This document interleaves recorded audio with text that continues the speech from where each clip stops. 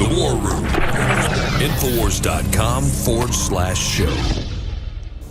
Ladies and gentlemen, the Western Medicine Industrial Complex. That's right, the Western Medicine Industrial Complex thinks they own you and your family and your health care. Here is a shocking story as to why we cannot let the government run our health care.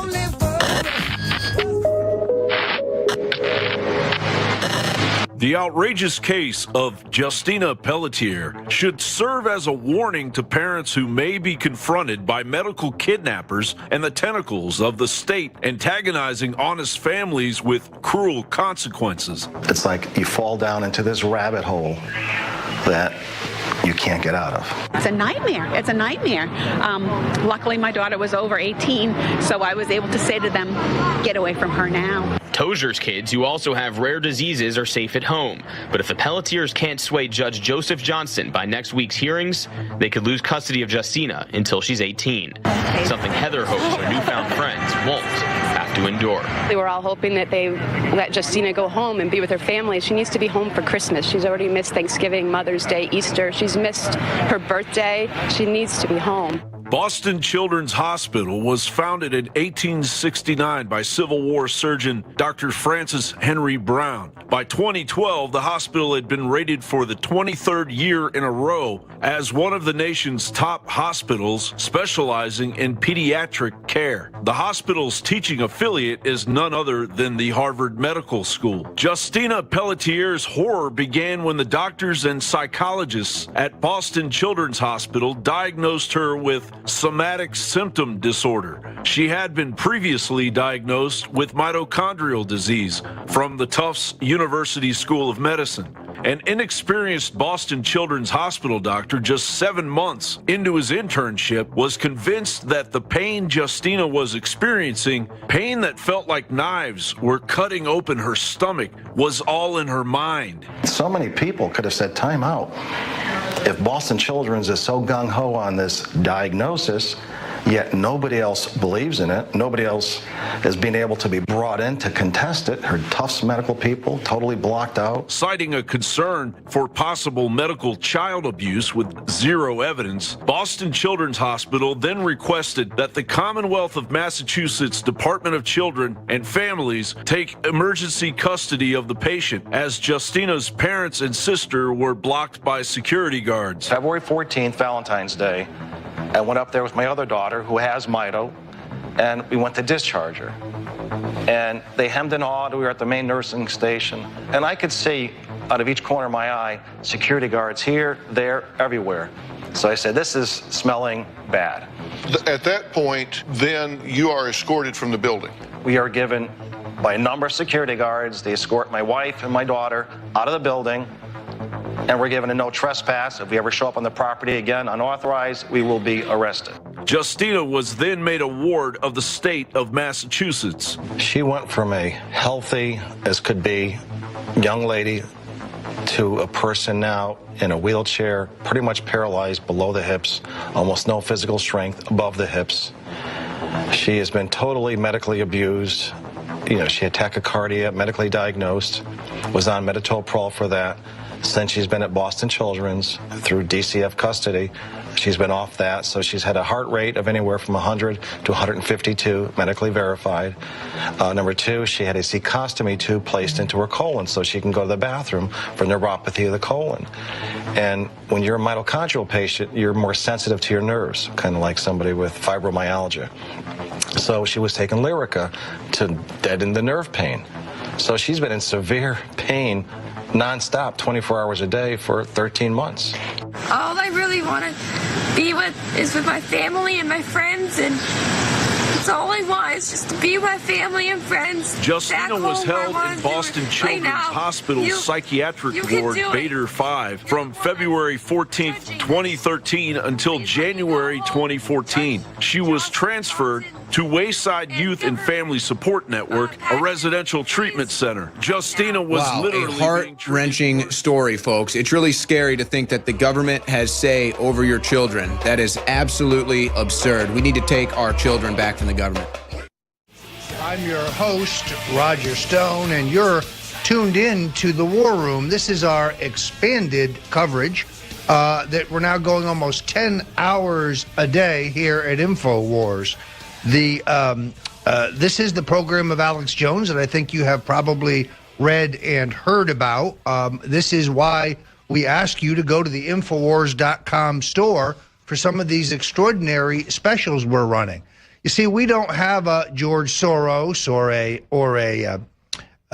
Rockefeller Foundation or a Ford Foundation or some other secretive deep state government funding. We exist, we survive, we thrive, we exceed your expectations here at Infowars solely on the support of the Info Warrior community, solely on the support of folks like you who are liberty-minded patriots who understand the win-win of not only getting extraordinarily effective and high-quality products like Silver Bullet at 50%, Colloidal Silver, necessary for good health, Inthroplex at 50% off, and the special men's formula, which I found worked in synergy with Inthroplex exceedingly well. Now, these are deep discounts, folks. These are really extraordinary deals put forward by Alex Jones in our effort to grow. We need to move this stuff off the shelves in order to generate the revenues for the big new studio we're building and the expanded programming you'll be getting here at Infowars. And this whole week seems to be about the JFK documents, monumentous decision by President Donald Trump to thwart the pressures of the deep state and the mandarins at Langley and opt for total transparency, opt for the truth with the American people. It's really a dramatic and historic turn of events. Yeah, and I remember when we were discussing this last week, Roger, we were imploring the president to do this, and as usual, he listens to his constituency. And as it was last week, I still have the same concern is, are we going to get the truth from this, or are they going to redact these documents before the public can see it? Will it basically be a wiped clean slate before the public even sees it? But the timing for this is key, I think, Roger, not just because obviously they're calling for the assassination of President Trump, but also what we just saw in Vegas. I mean, if we get these documents and it shows the clear cover-up by the FBI on the truth of the JFK massacre, as well as perhaps multiple shooters, well, all of a sudden this adds more clarity to what we saw in Vegas, perhaps. So how much information actually comes from these documents is going to be key. I think the American public are going to be weighted with bated breath, though, Roger. No, I think you're exactly right, Owen. Look, if there's a leading indicator, it would be the first tranche of documents that were dumped by the National Archive back in July.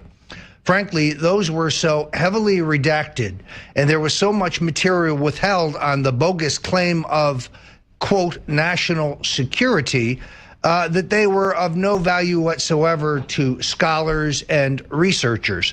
So in other words, I would not rule out an effort by the deep state to essentially backdoor nullify President Donald Trump's courageous decision to make this material public by stretching the rubric of national security to hide their misdeeds. I think that is not only probable, it's likely, and we here at Infowars will let the American people know if the President of the United States is being countermanded. I have an entire team of researchers.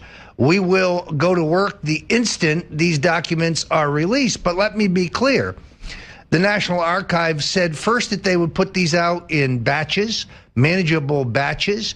Now they're saying that they will make them available in one giant data dump. It is unlikely to have a competent search function, and therefore I think there is an effort by the bureaucrats within the deep state to obscure the data, and then we have to dig into it and see how much of it has blacked out. You know, if it goes and says Oswald met with redacted for the next 5 paragraphs, this will not be very helpful. One of the researchers who brought my attention to the shortcomings of the July data dump by the National Archive was Dr. Jerome Corsi here at Infowars. Well, they want to for national security, quote unquote, national security. I think that you touched on what this really is. This is deep state security. This is not letting actually let the republic, the nation, know how entrenched the deep state is in some of these intelligence agencies, specifically the FBI. Well, and it's very important to recognize that we learned so much from the first dump of data under the 1994 JFK Assassination Records Release Act. We learned, for example, that FBI Director J. Edgar Hoover informed President Lyndon Baines Johnson that the KGB, the Russian intelligence agency, had conducted their own secret investigation into the Kennedy murder and determined that LBJ was the ringleader.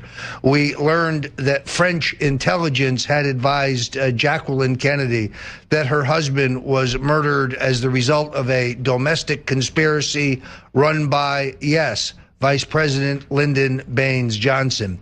We learned that the Secretary of the Senate, Bobby Baker, once described by Lyndon Baines Johnson as, quote, my strong right arm, told a Kennedy White House aide on the morning of the 1961 John F. Kennedy inauguration, and I quote, John F. Kennedy will not live to serve out his term and he will die a sudden and violent death. Really, how is it that Mr. Johnson's top aide knew that in 1961? We also learned that the deep state admitted when J. Edgar Hoover communicated with President Lyndon Johnson that the man who is alleged to be Oswald, the man who showed up at both the Soviet and Cuban embassies in Mexico City, did not physically look like the Oswald who was arrested in the wake of John Kennedy's murder. Now, Philip Sheenan from the Washington Post is quoted as saying, we know Oswald went to Mexico City. No, we don't know that. We know that a man claiming to be Oswald went to Mexico City. So I'm hopeful that these documents will shed substantial light on a number of these areas. In the next segment, I'm going to talk about Ted Cruz's father, Rafael Cruz, and what I expect to come out of these documents regarding his activities in New Orleans, where I believe he was, and the National Enquirer is correct about this, working with the Central Intelligence Agency as a member of Lee Harvey Oswald's crew. Well, and the other angle that I'm thinking of with this, Roger, is what kind of damage would these documents on the JFK assassination do to the Warren Commission, which was praised as gospel, much like the 9/11 Commission is praised as gospel, as the true story. So, you know, that's another angle that they wouldn't want these documents to get out, because it shows how these commissions are really just there to support the official narrative, which is really just there to protect the deep state. So we're going to get into more of that, Roger, as well as I just got some, you know, since this is a hot topic right now, Roger, there'll be some other things. You're going to break down Rafael Cruz, but I want to bring up some other things too from the JFK assassination, just to kind of rehash this. You know, we've got a bigger audience now that probably doesn't think too much about the JFK assassination. So I think this is a moment of opportunity for us to really strike deep into the deep state, pun not intended, to show how corrupt and how many cover-ups they've actually been involved in. Well, here's why it's important, and that is because the exact same people who killed John F. Kennedy, the same entities, are the people trying to remove our president, Donald J. Trump. What's past is prologue. It's very important we understand what happened in 1963 so we can understand what's going to happen in 2017. That's Roger Stone, and we're going to break it down on the other side. This is The War Room. Don't go anywhere. warroom.show. Welcome back. You're on The War Room here at Infowars. And we're talking about the John F. Kennedy assassination and the courageous decision by President Donald J. Trump only last week to release the still secret classified files pertaining to that vile murder. In 1994, triggered largely by the widespread success and impact of Oliver Stone's film JFK, the Congress passed legislation that mandated the release of all of the government's secret files, setting an absolute deadline of this October 26 for the last tranche of those files.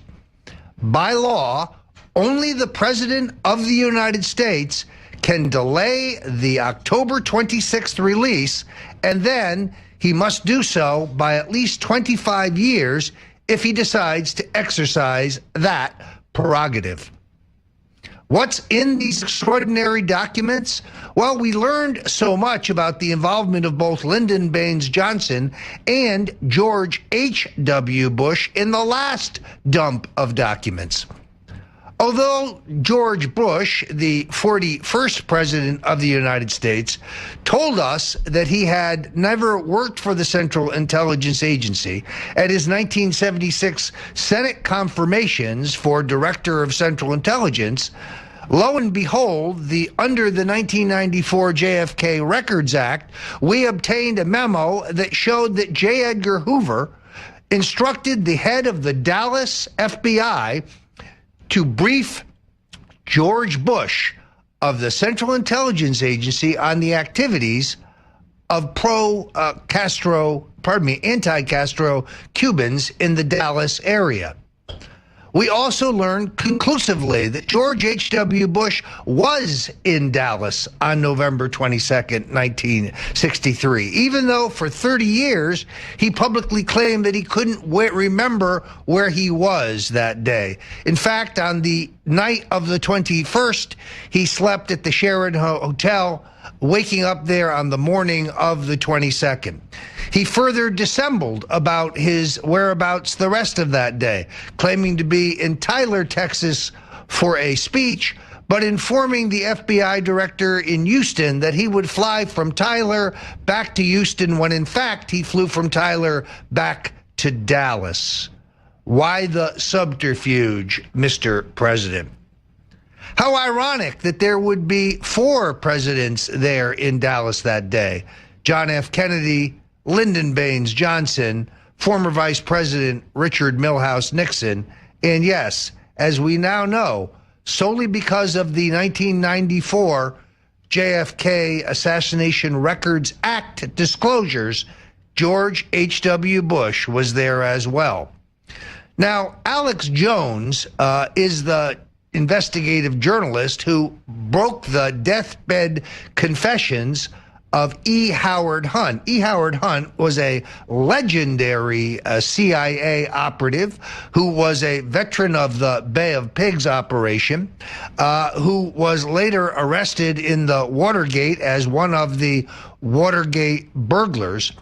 And Hunt's deathbed confessions, recorded by Alex Jones at Infowars and produced by St. John Hunt, who is E. Howard Hunt's son and co-author with me of the book, The Bush Crime Family. Now, St. John Hunt, who is a Renaissance man, he is an author, a writer, a poet, a musician, a songwriter, a man of enormous talents and taste, assures me that his father's diaries are, to use his words, incendiary, and that they are likely to confirm everything that Hunt told both St. John, his son, and Alex Jones, that being that the Central Intelligence Agency was running the operation in Dealey Plaza on November 22nd, 1963, that General Lansdale of the Central Intelligence Agency was on the ground in Dealey Plaza, that Hunt himself was a backbencher in the operation, but that, as he told both Jones and his son, LBJ was running the show. All of this to be confirmed in the secret diaries of E. Howard Hunt. Now, the National Archive has these diaries among the files that the president has now ordered release because they were seized by the D.C. Metropolitan Police, who for many years told Howard Hunt that they had been, quote, missing, only to later revise their claim when Hunt threatened to sue, claiming that they had turned them over to the Central Intelligence Agency. From the agency, they went to the National Archives, where now they are among the most protected, still secret, classified documents. St. John Hunt joins Alex Jones tomorrow at 1:30 Central, 2:30 Eastern to break this down. But I'm looking for the Hunt Diaries to be the cherry on top of the sundae, Owen. I think that this is where we're going to learn so much about what really happened that fateful day. And, you know, there could kind of be that same effect that we're seeing with Weinstein Gate, where more people want to come out, more people want to hop on the bandwagon of talking about the JFK assassination and getting the truth out there.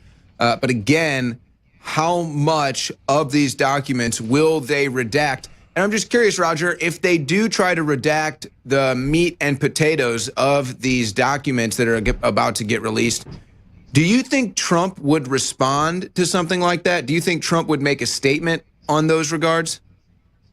Well, there's going to be an enormous amount of material. You can already see that their bureaucratic game plan is to claim national security, national security. They should be required to explain that. Where is our national security compromised in events of 50 years ago? If you mean that these documents are going to show that the people at the Central Intelligence Agency lie and that they've been lying about President Trump, that they've been leaking in violation of law, then you can see why they are concerned. Is it any secret that the deep state and that the Obama holdovers at the second and third level, Mr. Brennan, Mr. Clapper, Ms. Rice, Admiral Rogers, that these former Obama NSA officials have used their network within the intelligence agencies to undermine and plan a coup d'etat against this president, just as their forerunners ran a coup d'etat against JFK. That is why they are so sensitive today, Owen.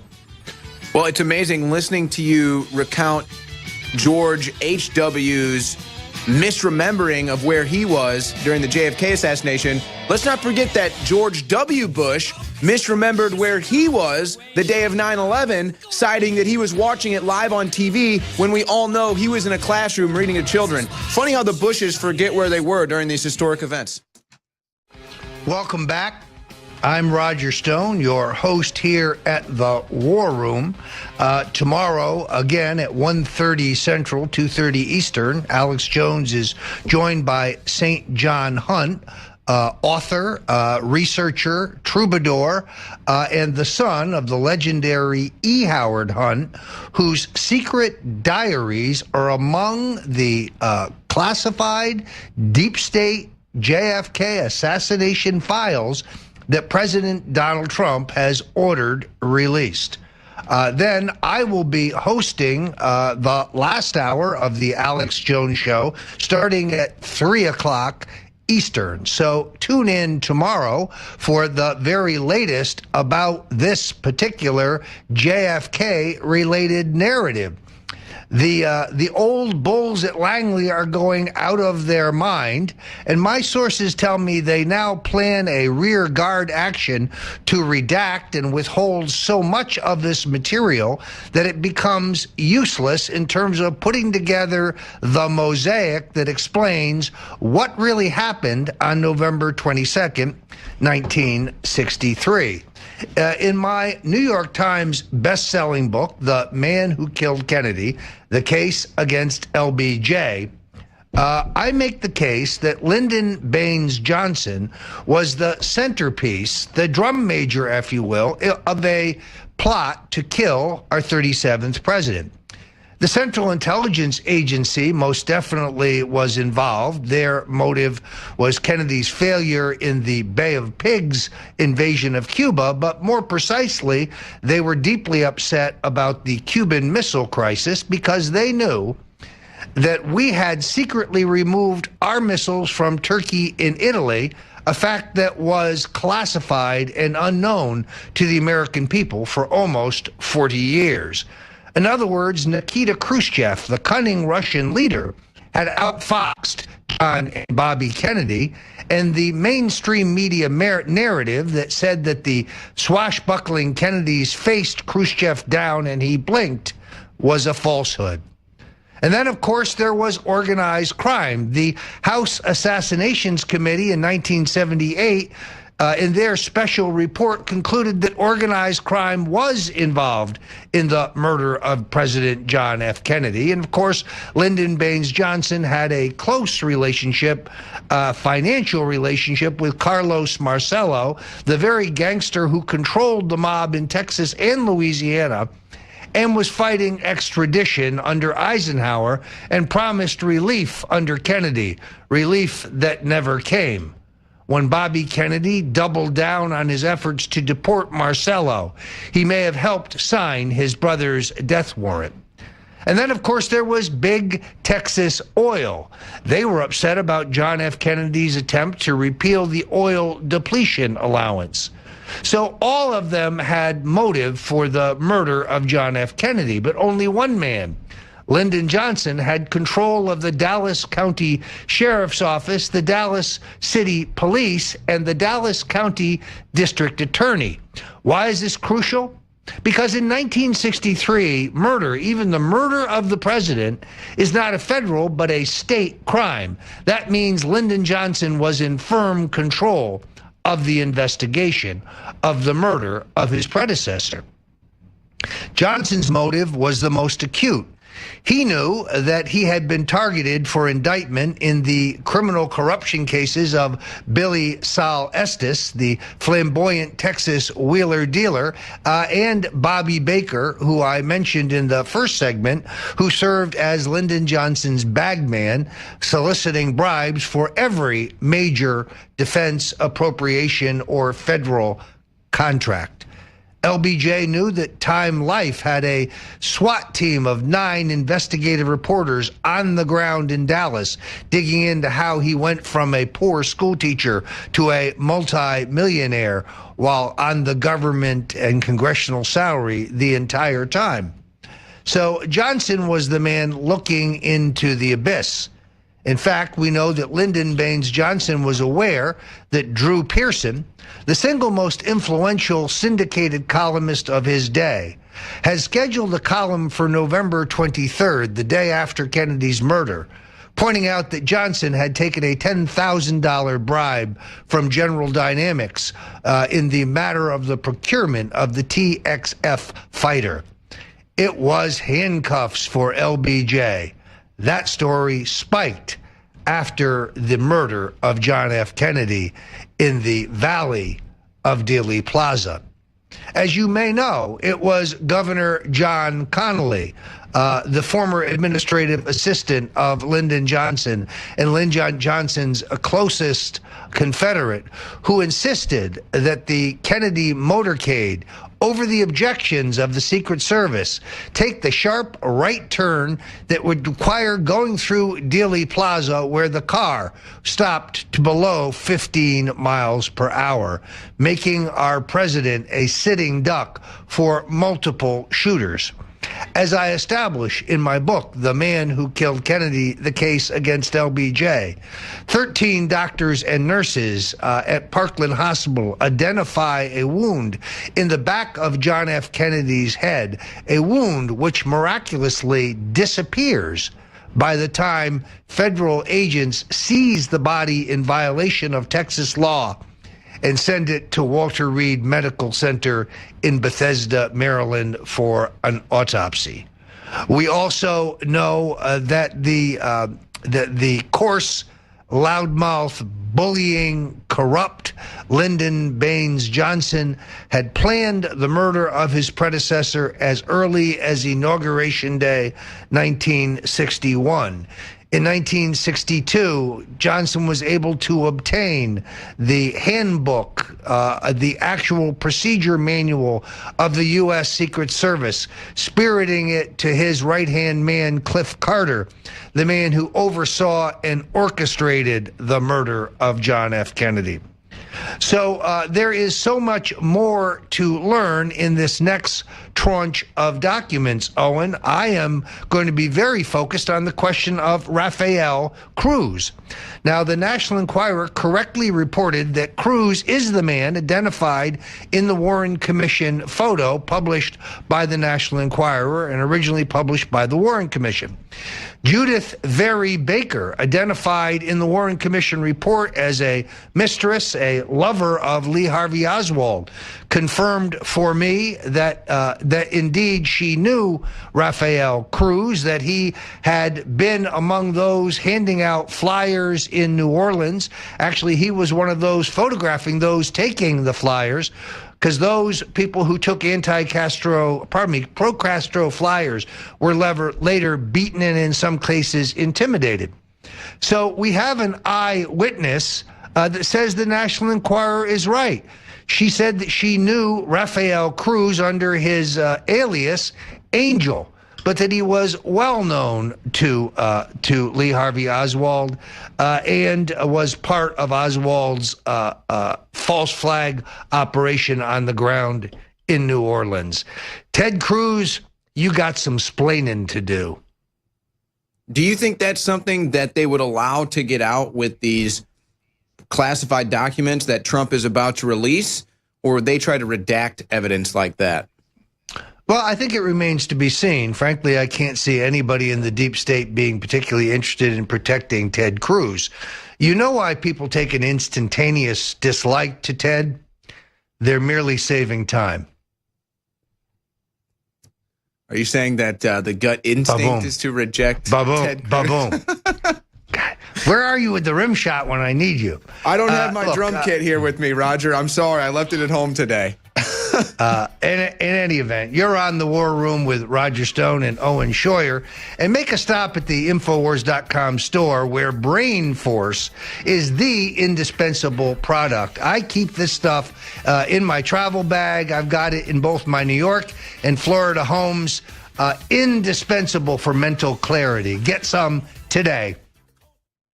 That's a great Texan, Buddy Holly, who hails from Lubbock, Texas, where I'll be visiting on November 2nd. So we are awash in Kennedy mania, and it is incumbent upon us, I think, to focus on the many things we have yet to learn.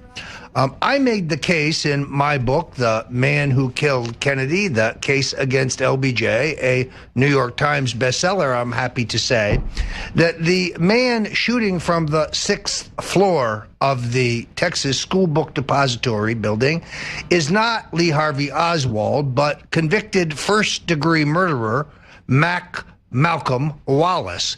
Mac Wallace has murdered before, convicted in 1951 of murdering a man in cold blood who was in a love triangle with Lyndon Baines Johnson's sister. We know that it was likely that Mr. Wallace is the shooter for several reasons. No less than 6 individual witnesses, including Arnold Rowland, Carolyn Walther, Ruby Henderson, Johnny Powell, and Charles Bronson, all tell the Dallas police that they see a man in the window of the 6th floor of the Texas School Book Depository building, and that he is heavy-set, balding, and wearing spectacles. In one case, they're specified as horn rim spectacles. That is a perfect description of Malcolm Mac Wallace. We also know that Wallace is seen by a witness fleeing the building. That witness would come forward only to have his life threatened multiple times. A gentleman named Carr. Carr has so many threats against his life that he seeks to move out of the state to the Midwest. There's an attempt to car bomb him there. He ultimately would go and testify before Jim Garrison and his grand jury, telling them that he saw a man meeting the description of Wallace leaving the 6th floor, leaving the Texas School Book Depository building. Oswald is therefore exactly what he says he is, a patsy. Oswald is on the 2nd floor of the Texas School Book Depository, calmly eating his lunch only minutes after John F. Kennedy has been shot. We know this because he is encountered by a Dallas police officer and the manager of the building who identifies him as an employee. It is instructive that the electricity in the Texas School Book Depository building has miraculously been turned off, and therefore Oswald would have to have had fired his 3 shots, a feat that no military sharpshooter has been able to duplicate, hide his weapon, and run down 4 flights of stairs without being out of breath. Impossible. Even more problematic, as I establish in my book, a woman named Victoria Adams in that exact episecond is on the wooden staircase between floors 2 and 6, and she neither sees nor hears Lee Harvey Oswald. No, as the eyewitness evidence says, the man who is the shooter from the 6th floor, a man who has a superior record in the Marine Corps as a marksman to the lowest rated Lee Harvey Oswald, is Malcolm Mac Wallace. Wallace has killed for Johnson before, and that is also established in my book, The Man Who Killed Kennedy, the case against LBJ. Now, one would wonder why Malcolm Wallace is not mentioned in Robert Caro's legendary multi-volumed biography of LBJ. Also missing from Mr. Caro's biography is any mention of Billy Sol Estes. This is extraordinary because Sol Estes would go to jail in a corruption scandal involving Johnson, essentially not rat Johnson out, but after Johnson's death would testify under oath that he attended a meeting in which Lyndon Johnson and his right-hand man Cliff Carter planned and talked about the murder of John F. Kennedy. So perhaps the reason Robert Caro doesn't want to go there in his discussion of the trial and the public scandal of Billy Sol Estes is because Estes ultimately brings us to the truth. Funny how Mr. Caro extensively covers the corruption of Bobby Baker, the Secretary of the U.S. Senate, and Johnson's bagman, yet he never mentions Estes, showing that he lies by omission. Evidently, Mr. Caro wants to continue to be invited to the right Upper West Side Manhattan cocktail parties and does not want to tell us what Bill O'Reilly came to the edge of recognizing in his book, Killing Kennedy, that Lyndon Johnson was a psychopathic maniac, that he was a coarse, corrupt, ruthless bully capable of any crime in order to obtain the presidency and stay out of the federal penitentiary himself. Owen, what else do you have on LBJ? Because I know from the incoming email that our listeners are keenly interested in what we're laying out there today. Well, kind of a different angle that I want to take to this, which I'd like to hear your perspective on. You've got Jimmy Carter, who is kind of going against the establishment now, at least against the grain. Perhaps he sees the tea leaves. Specifically, though, I think that this the JFK documents being released and everything is just more of the deep state revealing itself, more opportunity for the general public to see into the deep state. Do you think Jimmy Carter is kind of seeing the tea leaves and realizing that before he makes his final way here on Earth, that, you know what, I want to be with the American people and not the globalists? Or am I mismeasuring this? Well, first of all, I think it's important to understand the background of Jimmy Carter. He, like Ronald Reagan, is an outsider president. Normally, two-term governors of Georgia don't get to be president of the United States. He very skillfully comes out of nowhere to take on the Democratic establishment to be nominated and narrowly elected, pardon me, in 1976.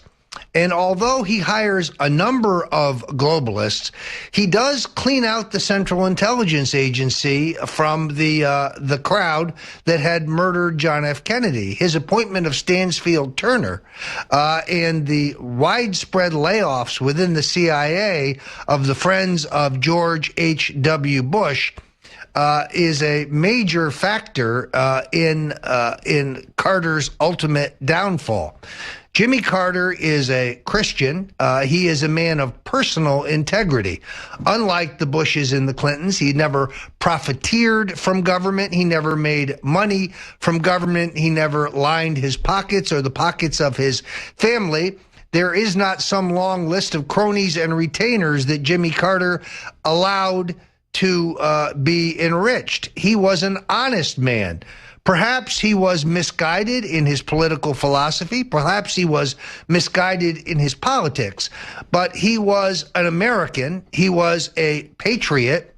And he was never one of the Council on Foreign Relations trilateral Bilderberger insiders. It would be fair to say that through the appointment of Brzezinski as his national security advisor, the deep state, the globalists had a deep toehold in his presidency, but also with the appointment of his own attorney general, Jimmy Carter never really lost track of who he was. Unlike President Donald Trump, he brought men like Griffin Bell and others from Georgia, whose loyalty was not to the deep state, not to the two-party establishment, but whose loyalty was to President Jimmy Carter. Roger, we got 30 seconds left. What do you think will be the most damning thing to come out of these released JFK documents? Lee Harvey Oswald was working for the CIA from the beginning, was a paid informant for the FBI, and he was maneuvered into place by the deep state. There you have it, folks. Roger Stone, he's been right on the pulse of this since the beginning, so we'll continue to keep you updated at Infowars.com. Thank you, Roger. We'll see you tomorrow. Great to be here.